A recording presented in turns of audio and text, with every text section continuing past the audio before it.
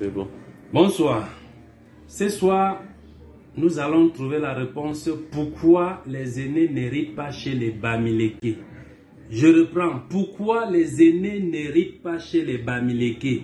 Et il faut noter que c'est uniquement dans cette région-là que les aînés n'héritent pas. Sinon, partout dans le monde, c'est les aînés qui héritent.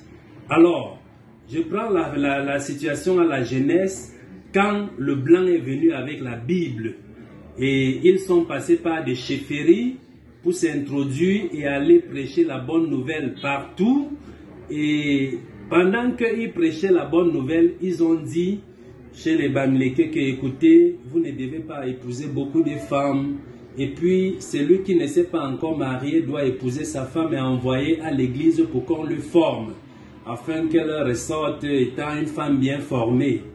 Et les gens ont obéi pratiquement, on envoyait les femmes à l'église après le mariage.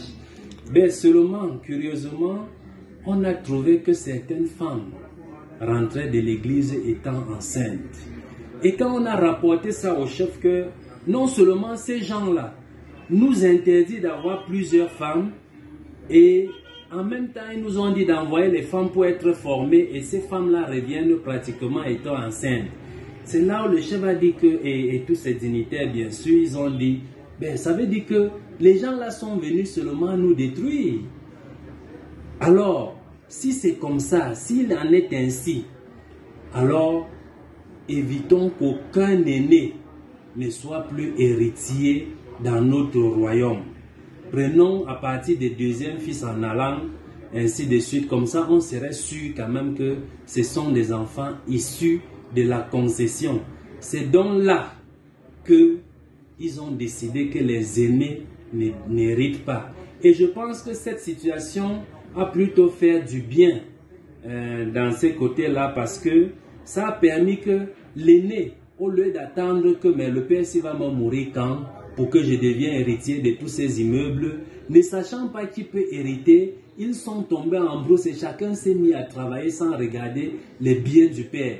C'est d'où ces côtés travailleurs qu'on apprécie chez les Bamileke, parce que l'enfant qui se lève va se mettre à travailler, à se battre pour s'en sortir, au lieu d'espérer qu'après la mort, c'est moi, ça serait moi l'héritier, ça serait moi.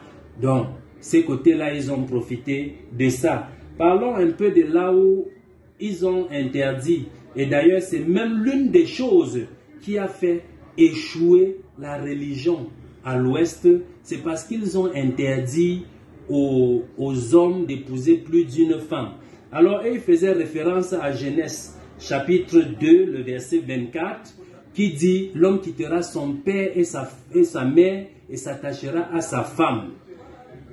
Et il précise là-dessus qu'il est écrit son père et sa mère, il s'attachera à sa femme, au singulier, une seule femme. Mais seulement qu'ils ne s'en vont pas nous lire Marc chapitre 12, le verset 31, qui dit aime ton prochain comme toi-même. Et là-bas, il n'est pas précisé aime tes prochains comme toi-même. Mais quand l'église donc dit il faut aimer tes prochains, là ils n'ont aucun problème avec ça. Mais quand il faut dire épouser sa femme, il précise le singulier et le pluriel.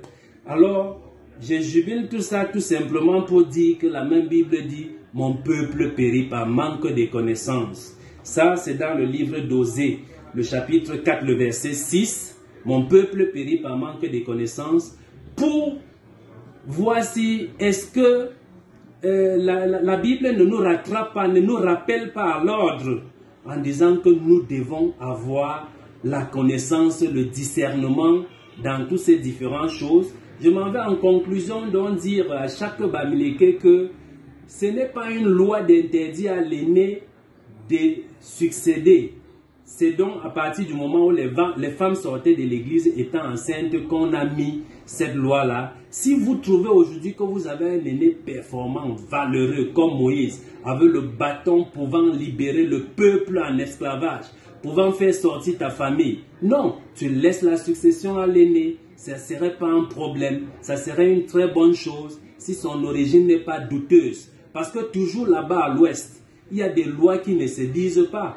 Comme quoi, si tu épouses l'enfant du chef, automatiquement, c'est la fille, la princesse que tu as épousée qui pourra hériter chez toi.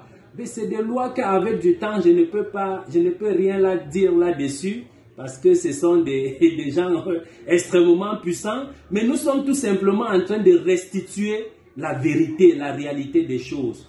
Merci pour ce soir. C'était Alain Chinda qui était caché derrière la voix. Que tous ceux qui ont aimé, liker et partager. Merci et aux prochaines vidéos.